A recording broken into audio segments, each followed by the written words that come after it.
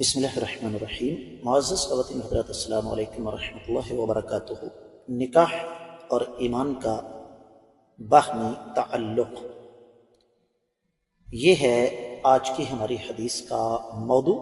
مشکات المصابیح کتاب النکاح 3130 حدیث کتاب میں ہے اور 17 باب میں ہے۔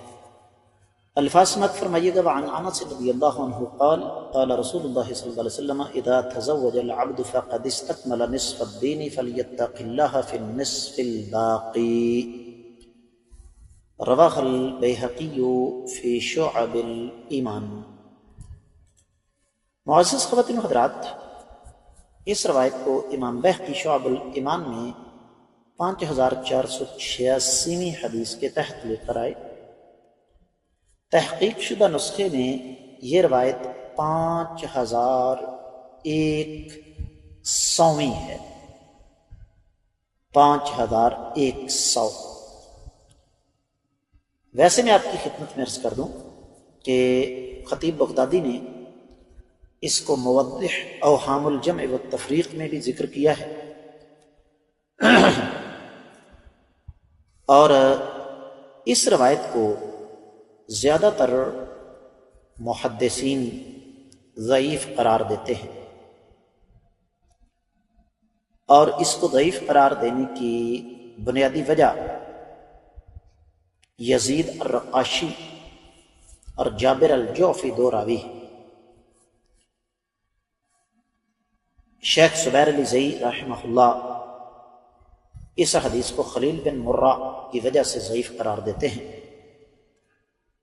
لیکن شیخ البانی رحمہ اللہ نے اس کو ہدایت و روات میں تعدد طرق کی بنیاد پر حسن قرار دیا۔ تو اس لیے یہ امید رکھنی چاہیے کہ یہ روایت سند کے اعتبار سے انشاءاللہ اللہ کی توفیق سے حسن درجے کی ہے، قابل حجت ہے۔ ترجمے کی طرف بڑھتے ہیں، اور ترجمہ اس حدیث کا کچھ یوں بنتا ہے کہ سیدنا انس رضی اللہ تعالیٰ عنہ سے روایت ہے کہ جب بندہ نکاح کرتا ہے تو اس کا آدھا دین مکمل ہو جاتا ہے، تو اسے چاہیے کہ باقی دین کے بارے میں اللہ تعالیٰ سے ڈرتا رہے۔ معزز خواتین و حضرات، سوال کہ نکاح کا دین کے ساتھ کیا تعلق واسطہ ہے، جس طرح کہ میں نے آپ کی خدمت میں پیش کیا ابتدا میں، گزارش یہ ہے کہ اگر انسان شرعی تقاضوں کو مد نظر رکھتے ہوئے اللہ تعالیٰ نے جو اصول و ضوابط ہمارے سامنے رکھے ہیں، ان اصول و ضوابط کے مطابق نکاح کرے تو دنیاوی معاملات کی حد تک انسان پھر نہ صرف یہ کہ بے فکر ہو جاتا ہے،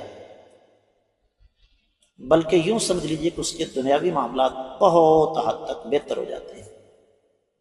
اور آپ کو پتہ ہے ایمان کا نصف اس کا تعلق دنیا کے ساتھ ہے، نصف کا تعلق آخرت کے ساتھ ہے۔ حقوق اللہ اور حقوق العباد، دنیا اور آخرت۔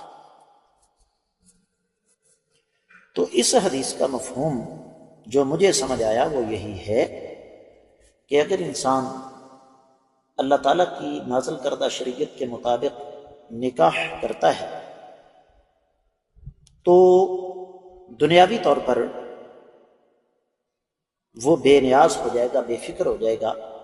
اس کی وجہ یہ ہے کہ نیک بیوی اس کو دنیاوی طور پر بہت سارے معاملات سے مستغنی کر دے گی، آزاد کر دے گی۔